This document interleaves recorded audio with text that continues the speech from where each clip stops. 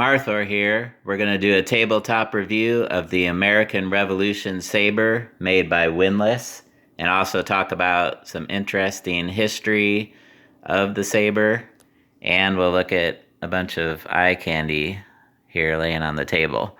But before we get into that, first let's say we're not talking about this kind of saber. A long time ago in a galaxy far, far away, that's science fiction. We're going to be talking about real history and real sabers. And first, I wanted to talk about why I got a saber. My favorite hockey team is the Buffalo Sabres. Go Sabres. And also, my dog is named Sabre. He's a puppy, 7 months old. It's his bedtime. It's getting late, and I'm working on a video. Hi, Sabre. He's a blue-eyed husky, 7 months old, and I take him on 2 long walks every day. And it's his bedtime now. Night Sabre. When huskies stand up, their tail curves forward and kind of looks like a saber. So now let's talk about the history of sabers. And the history of sabers starts with chainmail. This is real chainmail. This chainmail, this piece right here, would go over your head and cover your neck. And if you look close, each ring has a rivet. And the rivet, because they didn't have tack welding back then, the rivet holds the ring together so it doesn't spread apart, like when it's hit with an arrow. Chainmail was invented by the Romans and was important military equipment for 2,000 years. All the way up till the Vikings had chainmail, and even after that, knights wore chainmail and also plate armor, but Crusader knights, like the Knights Teutonic and the Knights Templar, they wore chainmail. All the way up until the firearm was invented.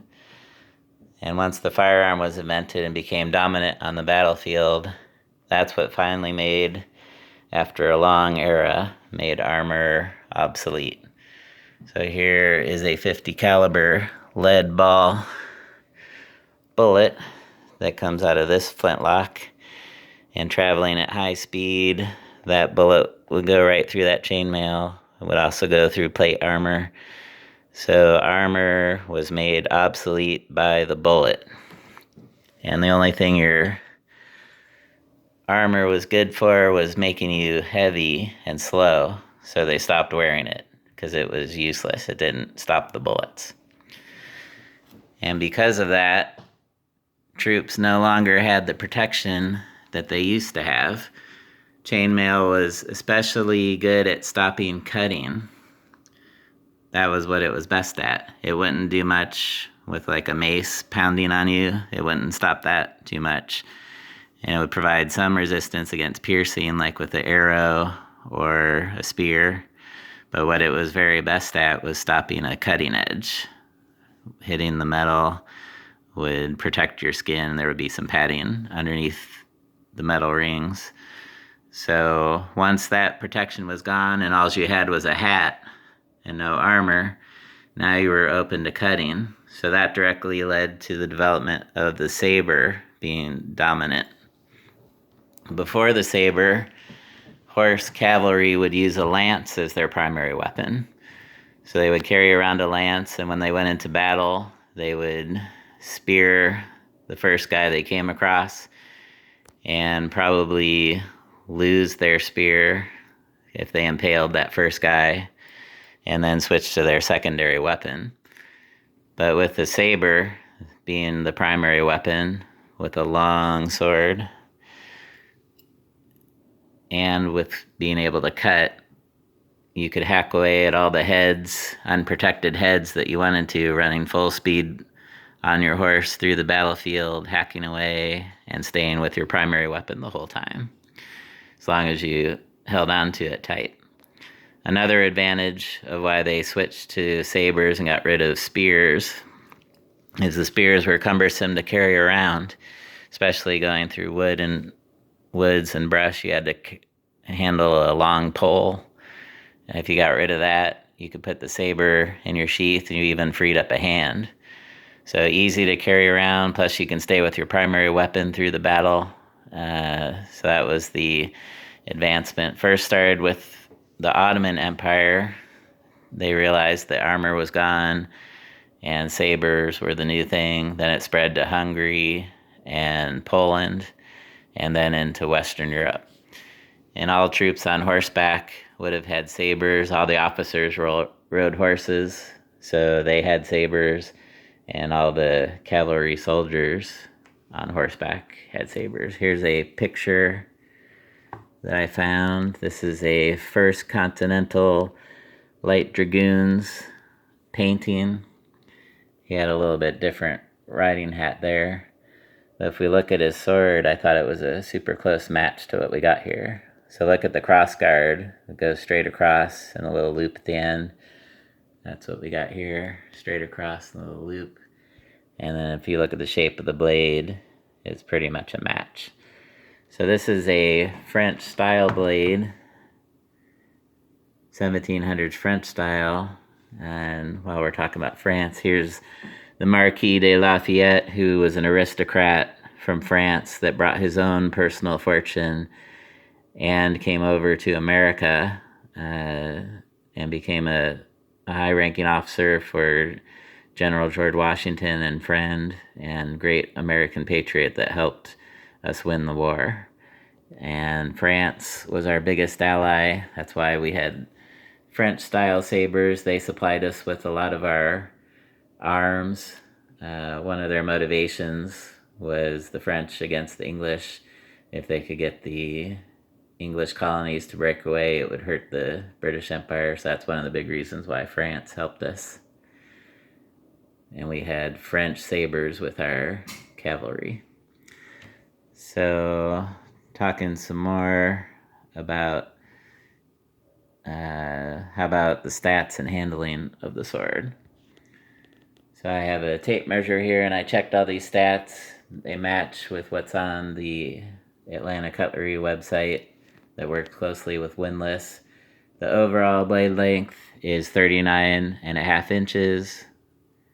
Or that's the overall sword saber length all the way, 39.5 inches. Just the blade is 34 inches. And then the handle, the wood carved portion, is exactly 4 inches. The blade is made out of 1085 carbon steel that's been tempered, and that's what you want for a real battle blade that won't break under real battle conditions. And then the blade goes through the handle, the tang goes through the handle, full tang, all the way down the end, and it is peened, which is also what you want for a real battle sword. Comes with a very nice sheath. You can see that it's wrapped in black leather with some metal components. It's got the metal rings. The sword frogs you do have to buy separately. I got these sword frogs from Armory Replicas, and they hooked on real nice to the rings, and the black leather and silver actually matches the sheath real nice. And one is longer than the other, and that causes the sword to dangle at an angle off of your belt. So that's the sheath. Looks really nice. The sword is really nice. Didn't notice any manufacturing flaws. Feels nice in the hand. I'll pick it up real quick. I did do some research. They did wear leather gloves, probably not fingerless.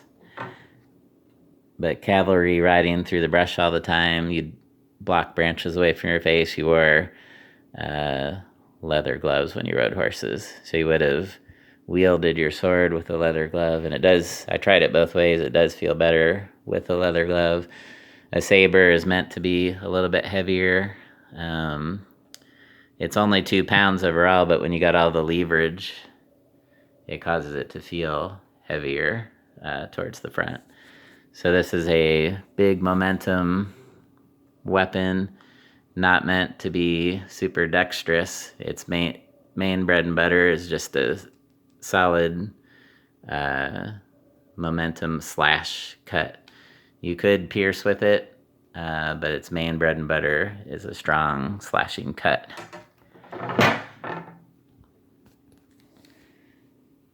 Let's see. Also wanted to cover all the eye candy laying around. Oh, well, I got the scale here. We were talking about the weight.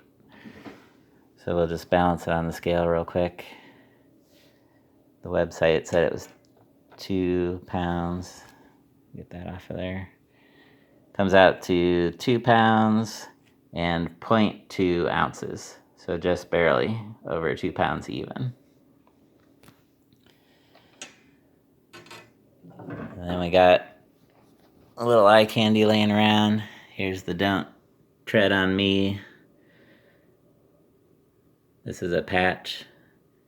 And today maybe we'd say Don't Jab on Me, with the unethical mandates for shots. And then here's some reproduction money. These are banknotes. So this one on top is for 5 shillings in Delaware. So that's what money, paper money, would have looked like as banknotes back in the Revolution and before the Revolution. And here's a real halfpenny, George II, dated 1738. This would have been in circulation during the French and Indian War and also in the American Revolution. But by the time we got to the American Revolution, it was George III by then. So there would have been a newer George III halfpenny in circulation as well. Talk a little bit about the tricorn hats. Started in Spain. Then the French king liked the style, so then became big in France and then spread to England. So all through the 1700s, everybody wore tricorn hats. It was British issued as part of the British uniform. Then we got our Betsy Ross flag for the Revolution, 13 stars, 13 stripes. And we got a pewter tankard here, so we could have some ale at the pub. And then we got a period correct canteen. This is called a half moon. It's shaped to fit comfortably laying against your hip. This one's made out of metal with a cork stopper, and the British soldiers and the Americans could have had a canteen like that, but canteens were also made out of wood, gourds, and skins. So a metal one is actually a little bit nicer.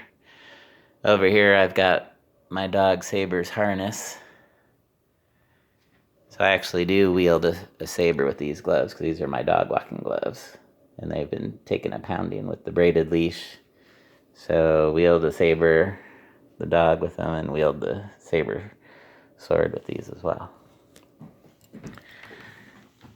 Let's see if I covered everything. Handling. Windlass says that they replicated the sword based off of the stats and pictures in the Book of Swords and Blades of the American Revolution by O.C. Neumann. So if you want to go check out that book, it says it has 700 different examples of blades and swords used in the Revolution. So if you're interested, you can go check out that book. But overall, I give the sword a real nice rating. I'm really excited to have it for many reasons, and can't really think of anything negative to say about it. I'd point out if there was anything negative. But really pleased with it. Hope you enjoyed all this history and enjoyed the review of the American Revolution Sabre made by Windlass. And take care.